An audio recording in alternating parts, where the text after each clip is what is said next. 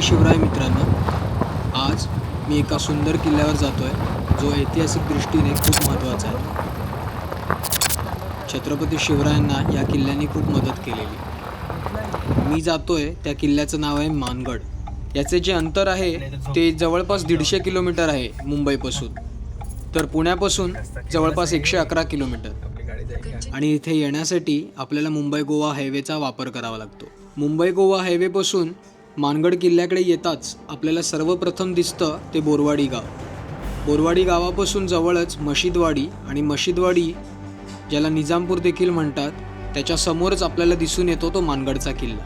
ह्या किल्ल्याच्या परिसरात मशिदवाडी, बोरवाडी, चाच अशा नावांची गावं दिसून येतात. ह्या परिसरातल्या गावांचा इतिहास मानगडाशी जुळलेला आहे. तो मी मानगडच्या व्लॉगमध्ये म्हणजे येणाऱ्या व्लॉगमध्ये नक्कीच कव्हर करीन.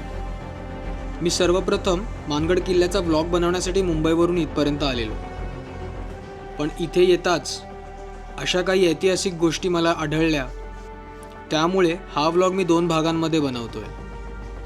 हा आहे पहिला व्लॉग. मानगड किल्ल्याकडे येण्यासाठी मी या रस्त्याने आलो होतो जो आपल्याला हायवेपासून इथपर्यंत घेऊन आला. गाडीतून उतरल्यावर समोर फक्त उद्ध्वस्त शिवमंदिर, त्याचे जोते व नंदी दिसून येत होता. थोडेसे पुढे जाताच वीरगळीसुद्धा दिसू लागल्या. ह्या वीरगळी म्हणजे आपल्या पूर्वजांच्या पराक्रमाचे साक्षीदार. जणू एखादी स्टोरीज हे वीरगळ सांगतात. यांना इंग्लिशमध्ये हिरो स्टोन म्हणतात. हे एका पाषाणात कोरलेले एका वीर योद्ध्याची कहाणी सांगतात. जे सर्वप्रथम कोरीव काम ह्या वीरगळीत दिसून येतं ते म्हणजे त्या योद्ध्यांनी केलेली शिवलिंगाचे पूजन. दुसऱ्या कोरीव कामामध्ये अप्सरांनी केलेलं स्वागत दिसून येतं त्या योद्धाचं. तिसऱ्या कोरीव कामामध्ये सैन्यात असलेलं पद दिसून येतं ह्या योद्धाचं. हातामध्ये भाला दिसून येतो म्हणजे पायदळात असणार, व पायदळातून लढाई करताना त्यांचा मृत्यू झाला असल्यामुळे चौथ्या कोरीव कामामध्ये त्यांचं बलिदान दाखवलेलं आहे. अशा अनेक वीरगळी आपल्याला उद्ध्वस्त शिवमंदिराच्या आजूबाजूस पाहायला मिळतात. ह्या वीरगळीमध्ये जे योद्धा आहेत ते घोडस्वार दिसून येतात. याचाच अर्थ ते घोडदळात असणार. आपण आता हे उद्ध्वस्त शिवमंदिराचे जोते पाहूया. मला वरती जाण्यासाठी पायऱ्या शोधाव्या लागल्या. चौथऱ्यावरती पोचताच नंदीवर केलेले वार दिसून आले. तुटलेले कान, तुटलेला मुख ह्याच्यावरनं दिसून येतं की इस्लामी सत्ताधीशांना सनातन धर्माचा किती द्वेष असणार. तुटलेला हा नंदी आपला इतिहास सांगतोय, आपल्या देशावर झालेल्या जखमा दाखवतोय, आपल्या धर्मावर केलेले अन्याय दिसत आहेत. नंदीचे दर्शन घेऊन पुढे येताच भंगलेलं शिवलिंग दिसून आलं. या शिवलिंगावर केलेले अनन्वित वार हे शिवलिंग दाखवत होतं. या शिवलिंगावरती केलेला वार म्हणजे आपल्या धर्मावरती केलेला वार. ह्याच अत्याचारांना थांबवण्यासाठी छत्रपती शिवरायांनी जन्म घेतला या भूमीत. हे भंगलेलं शिवलिंग इतिहासात झालेल्या घटना आपल्याला परत आठवण करून देतं. भविष्यसुद्धा असंच असेल जर का उठलो नाही, लढलो नाही तर. आपल्या धर्मासाठी आपल्यालाच उभे राहावे लागणार. कोणी परका कधीच त्यासाठी येणार नाही. इतिहासातल्या असल्या घटना आपल्याला विसरून चालणार नाही, कारण जो इतिहास विसरतो त्याचं भविष्य देखील अंधारातच असतं. मोडलेलं शिवलिंग पाहून मन उदास झालं. परत पाठी पाहिलं तर अजून एक शिवलिंग दिसलं, ते सुद्धा भंगलेलं. हे असले अत्याचार शिवरायांच्या जन्माच्या आधी बऱ्याच वेळा होताना दिसल्या, आणि त्या पाहून जिजाबाईंचं नेहमी एक इच्छा होती, कोणतरी यावं ज्यांनी या धर्माचं रक्षण करावं. आणि म्हणूनच त्यांनी स्वतःच्या पोटच्या पोराकडूनच ती अपेक्षा पूर्ण करून घेतली.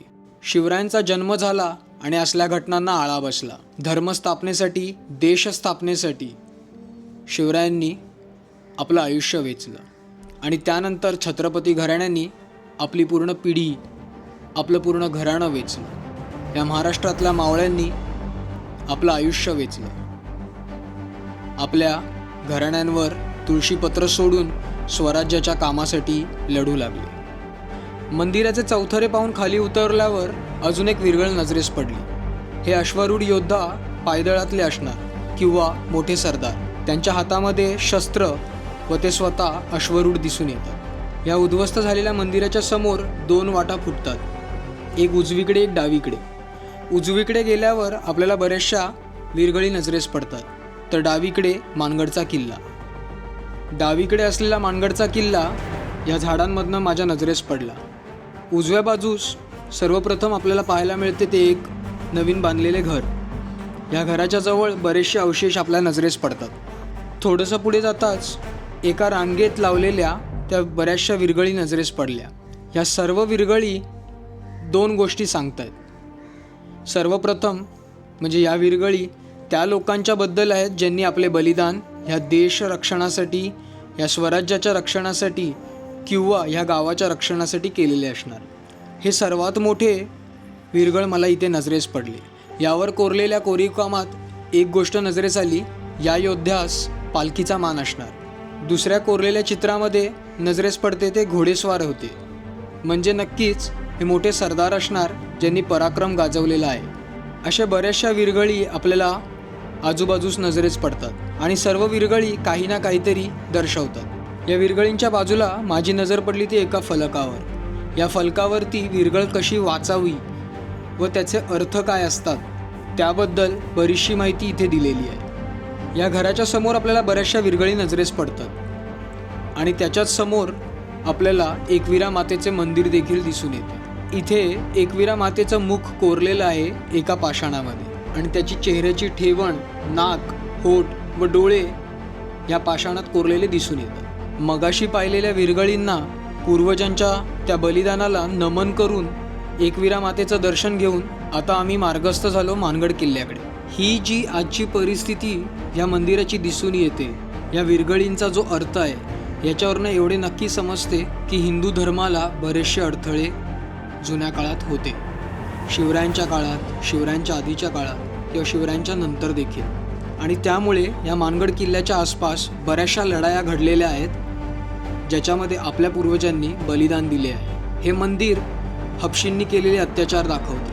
आता तुम्ही म्हणाल हबशींचा काय संबंध? रायगड किल्ल्याच्या रक्षणासाठी मानगड किल्ल्याला शिवरायांनी घडवले. मानगड किल्ला मुरुड जंजिरा व रायगडच्या मध्ये असलेला अडथळा. रायगडावर हल्ला करण्यासाठी जंजिराच्या हबशींना सर्वप्रथम मानगड किल्ल्याच्या फौजेशी लढाई करावी लागायची. या परिसरात शिवरायांनी कमीत कमी 300 ते 500 मावळे नक्कीच नेमलेले असणार, जे रायगडाच्या रक्षणार्थ इथे नेहमी पहारे देत असणार.